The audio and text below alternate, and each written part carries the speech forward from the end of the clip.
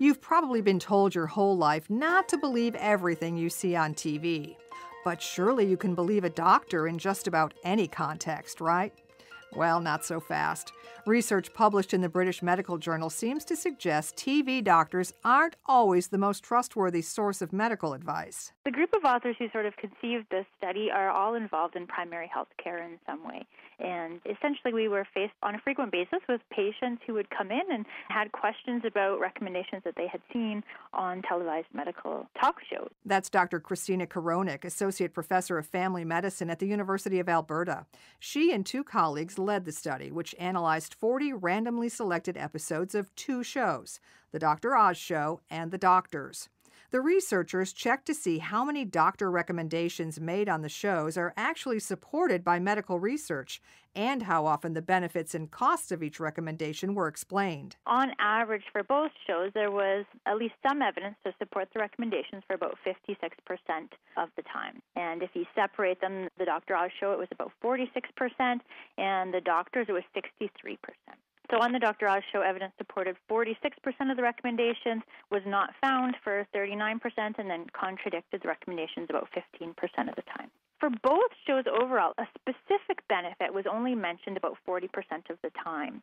So things are being recommended, but a specific benefit is not always being given. And the magnitude of that benefit was mentioned less than 20% of the time. So even if you were talking about, say, weight loss, the magnitude of the benefit wasn't mentioned all that often. Potential harms were discussed less than 10% of the time, and costs on average less than 15% of the time. Now, this may sound like just a bunch of numbers, but Koronic says the biggest takeaway is easy to explain. Our main conclusion would be that people who are watching these shows simply need to be skeptical of the recommendations that are being made. The findings of the study are understandably bothersome to many people, so the biggest question has to be, are TV doctors intentionally lying to patients? I don't know if I would say lying, or I would say just not including all of the relevant information. If a physician strongly believes that this intervention is beneficial, they can certainly mention that, but I think it would be very important to disclose that there's no evidence to support that, or that's their personal belief and not backed by the medical community, I suppose.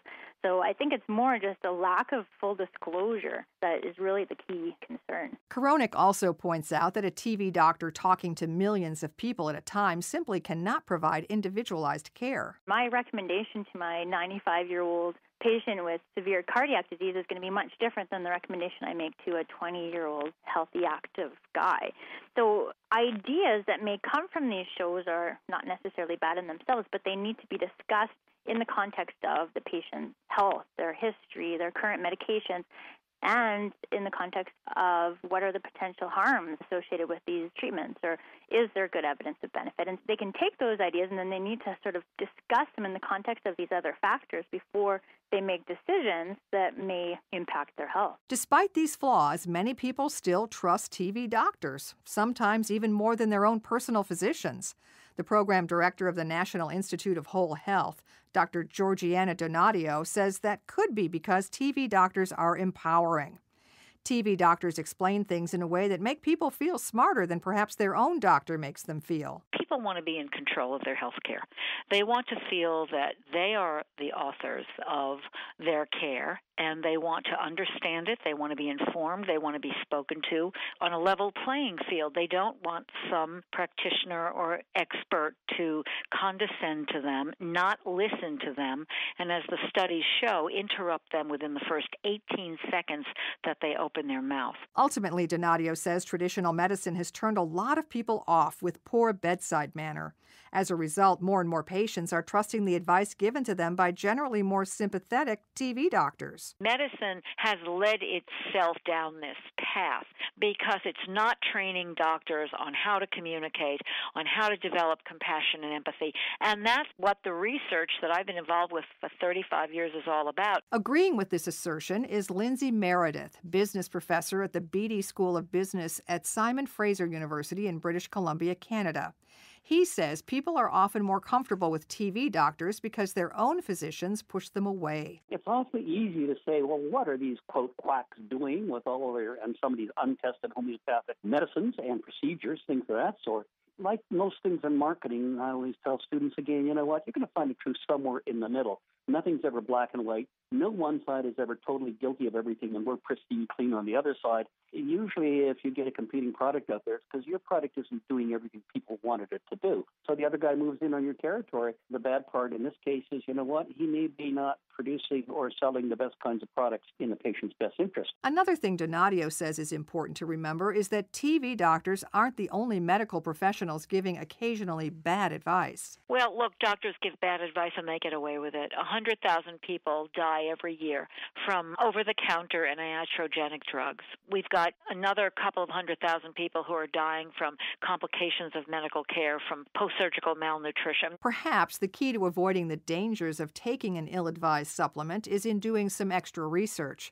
As Meredith says, patients have more access to medical information than ever before, thanks to the internet. Patient comes in the front door, guess who's been doing a whole pile of homework? When that happens, now you have much more of an equal playing field, if you will, two-way level of communication. Now, a lot of the old docs really don't like that. That's not the model they grew up with. So they were used to giving the information from, so to speak, on high, never being cross-questioned by a patient or challenged, God forbid. So it's a real game changer. In today's world, everyone is learning to have an opinion. Experts say the key to avoiding bad advice from TV doctors and general physicians alike is a more open dialogue. So next time you're tempted to try some exotic treatment you saw on TV, run it by your own physician. If you're told it's a bad idea, just let it go. After all, there will probably be yet another good idea right after the next commercial. You can find out about all our guests on our website, radiohealthjournal.net, where you can also find archives of our shows. You can also find them on iTunes and Stitcher. Our writer this week is Evan Rook. Our production directors are Sean Waldron and Nick Hofstra. I'm Nancy Benson.